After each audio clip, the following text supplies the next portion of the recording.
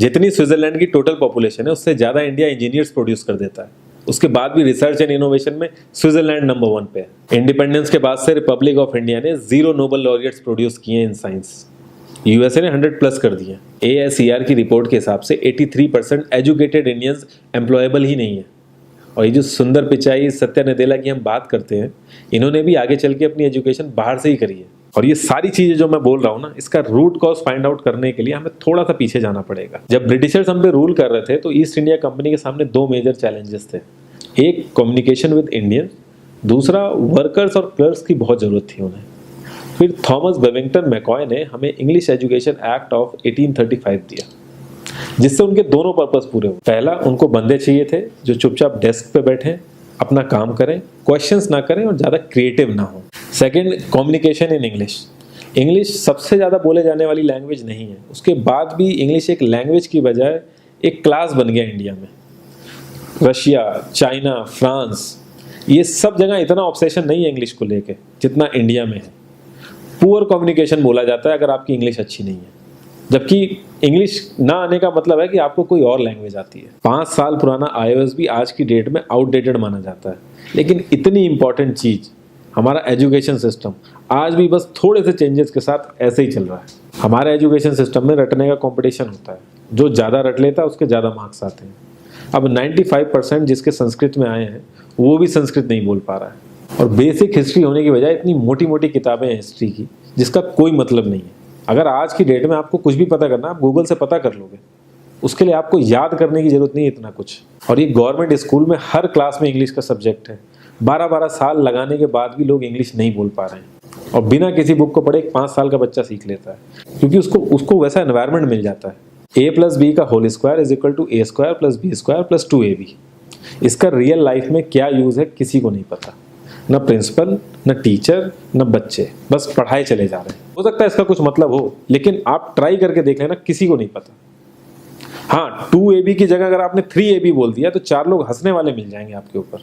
Kindergarten में जो बच्चों को सिखाने के लिए टेक्निक यूज होती है वो लाख गुना अच्छी है कॉलेज की वो रटने वाली टेक्निक से।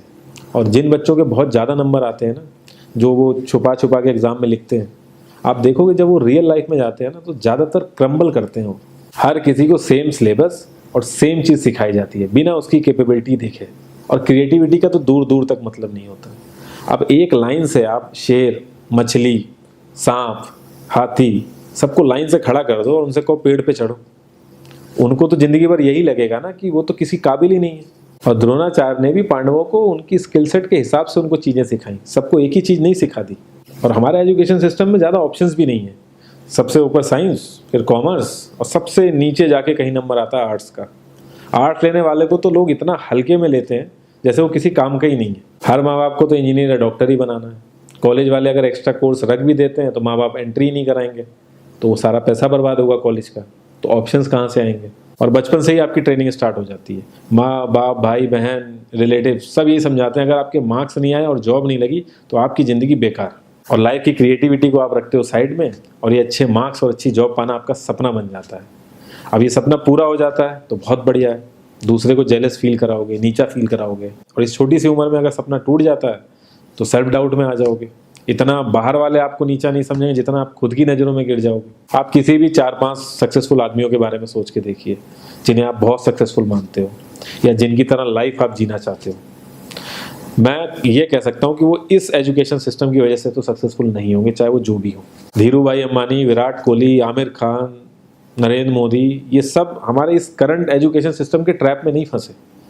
इन्होंने खुद सीखा, खुद एजुकेट हुए और खुद आगे बढ़े। किसी कंपनी के सीईओ को अगर ये कहा जाए कि आप अपनी कंपनी के सारे डिपार्टमेंट में इंटरव्यू दीजिए, तो कोई गारंटी नहीं है कि वो सारे डिपार्टमेंट के इंटरव्यू निकाल लेगा।